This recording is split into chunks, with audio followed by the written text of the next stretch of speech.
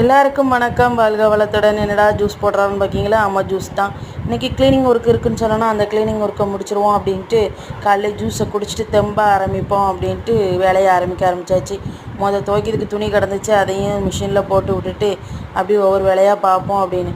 எதனால் இவ்வளோ வேலைன்னு பாருங்கள். ஒரு 4 நாள் பொழுது வந்துட்டால் இவ்வளோ வேலையும் பார்க்க வேண்டியிருக்குங்க. சிங்கை பாருங்கள் எவ்வளோ பாத்திரம் கிடக்குன்னு. இந்த பாத்திரம் வளர்க்குறதும் துணி துவைக்கிறதும் எவன் தான் கண்டுபிடிச்சான்னு தெரில. செல்ஃபை பாருங்கள் எவ்வளோ அலங்கோலமாக கிடக்குன்ட்டு. இதை நான் க்ளீன் பண்ணாலும் ரெண்டாவது இப்படி தான் ஆக போகுது 2 நாள் கழிச்சு. சரி, நம்ம மனசு திருப்திக்கே நம்ம க்ளீன் பண்ணுவோமே அப்படின்ட்டு க்ளீன் பண்ண ஆரம்பித்தாச்சு. எப்படி கிடக்கு பாருங்கள். விளையாடு ஜாமான் ஒரு பக்கம், கூட ஒரு பக்கம், செருப்பு ஒரு பக்கம். இதை ஒழுங்காக வச்சாலும் இவனுங்க ஒழுங்காக வைப்பானுங்க என் பிள்ளைகள். டேபிளில் பாருங்கள், டேபிளில் என்ன இருக்கணுமோ அது இருக்காது, மற்ற எல்லாமே இருக்கும். அப்புறம் எல்லாத்தையும் எடுத்து கீழே இறக்கி போட்டுட்டு எல்லாத்தையும் க்ளீன் பண்ணுவோம். இது என் மகன் விளையாண்ட சிலம்பு விளாண்டு டிராஃபிக். இதெல்லாம் பார்க்கச்சில ரொம்ப சந்தோஷமாக இருக்குது. என் மகனா இவ்வளவும் வாங்கினா அப்படின்ட்டு. அது எப்பவும் பார்க்கச்சில நல்லா தான் இருக்கும். இருந்தாலும் நம்ம எடுத்து க்ளீன் பண்ணச்சில தான் அது கூட பார்த்து உத்து பார்ப்போம். அதுக்கப்புறம் பார்த்திங்கன்னா அந்த ஒரு என் ஹஸ்பண்டுக்கு பிறந்தநாள் வந்துச்சு, கல்யாணம் முடிஞ்சு. அப்போ நான் இதை வாங்கி கொடுத்தேன். அவங்க பதிலாக எனக்கு என் பிறந்தநாள் அதுக்கடுத்து வந்துச்சு. அதுக்கப்புறம் அவங்க எனக்கு டெடிபேர் வாங்கி கொடுத்தாங்க. இது என் மகன் என் ப்ராஜெக்ட்டு. சரி, துணியை காய போட்டுருவோம் அப்படின்ட்டு துணியும் காய போட்டாச்சு. காய போட்டுகிட்டே செல்ஃபெல்லாம் தொடச்சி பிறக்கி எடுப்போம் அப்படின்ட்டு செல்ஃபை தொடச்சி பிறக்கி எடுத்துக்கிட்டே இருக்கச்சில வேலை முடிஞ்சிட்டு பசிக்கு வேறு செய்து என்ன செய்ய, பசிச்சா தூக்கம் வந்துடுமே அப்படின்ட்டு பாத்திரத்தெல்லாம் விளக்கி வச்சுட்டு அதுக்கப்புறம் பாருங்கள் செல்ஃபு இழுப்பு எல்லாம் எப்படி நீட்டாக இருக்குதுன்னு.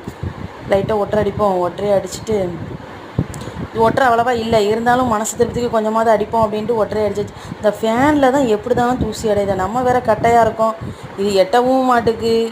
சரி, ஒட்டரெல்லாம் அடிச்சுட்டு அந்தளவு தூத்து பிறக்கி அழுவணும். குப்பையை பாருங்கள் எவ்வளோ குப்பைன்னு. இதே க்ளீனிங் 1 மாதம் கழித்து பண்ணுங்கள், இவ்வளோ குப்பை மறுபடியும் வரதான் செய்யும். எங்கேருந்து தான் இவ்வளோ குப்பை வருதுன்னு எனக்கும் தெரியல, பார்த்துக்கோங்க. அந்தளவு மாப்பும் போட்டுருவோம் அப்படின்னு மாப்பும் போட்டாச்சு.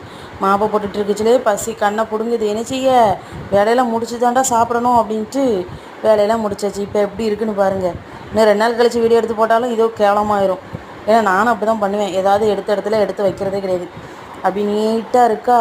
வெளியே வந்து பாருங்கள், அவ்வளவும் நீட்டாக இருக்கும். சிங்கு எல்லாமே நீட்டாக இருக்கும். இதெல்லாம் கொஞ்சம் நேரத்தில் இது என் மகனோட மெடல் இது வந்து ஸ்கூல்லேயும் வாங்கியிருக்கான், சிலம்பட்டத்துலேயும் வாங்கியிருக்கான். எல்லாமே ஃபஸ்ட்டு ப்ளேஸில் தான் வச்சுருக்கேன். எனக்கு இது பார்க்கறதுக்குலாம் ரொம்ப சந்தோஷமாக இருக்கும். நம்ம பிள்ளை இவ்வளவு வாங்குது அப்படின்னு சொல்லுங்கள். நம்ம தான் ஒன்றும் வாங்கலை, நம்ம பிள்ளை எல்லாரும் வாங்குற மெடல். இதை பார்த்துட்டு அவனை இன்னும் நிறைய வைக்க தான் இடம் இல்லை. படிக்க வைக்கணும்னு ஆசையாக தான் இருக்குது. அதுக்கு தகுதியை கடவுள் தான் கொடுக்கணும். சரி, துணியெல்லாம் காஞ்சிச்சு. துணியும் எடுத்துகிட்டு அவளுக்கு க்ளீன் பண்ணிவிட்டு துணியை மடித்து வைக்கணுமே, அதுதான் பெரிய வேலை. சரி, நம்ம அப்படியே ஃப்ரெஷ்ஷப் ஆகிட்டு சாப்பிடுவோம் அப்படின்ட்டு ஃப்ரெஷ்ஷப் ஆகிட்டு சாப்பிட ஆரம்பித்தாச்சு. வீடியோ பிடிச்சிருந்தா லைக் பண்ணுங்கள், ஷேர் பண்ணுங்கள், சப்ஸ்கிரைப் பண்ணுங்கள்.